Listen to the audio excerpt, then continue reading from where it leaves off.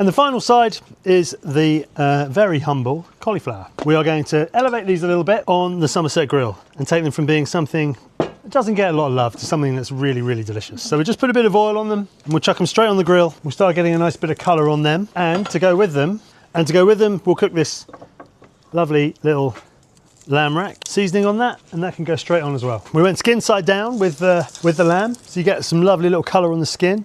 Then just roll it around, making sure you get nice and brown all on the exposed meat.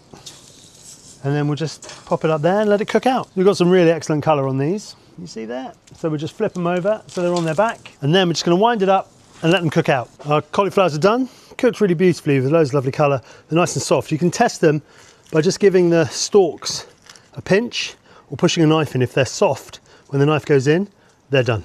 Just going to put a dollop of labneh on the plate. You can use like a thick Greek yogurt as well if you don't have any labneh. And take your grilled cauliflower, we're just going to lay that on there. I've made a little dressing, preserved lemon, pickled red onion and olive oil. That's all it is. And we're just going to spoon that on like so. We can just finish the lamb chops with a little bit of the dressing. And you've got a beautiful cauliflower side with your little lamb rack. As always, any questions, ask me in the comments and we'll make the recipes available as well. Thanks a lot.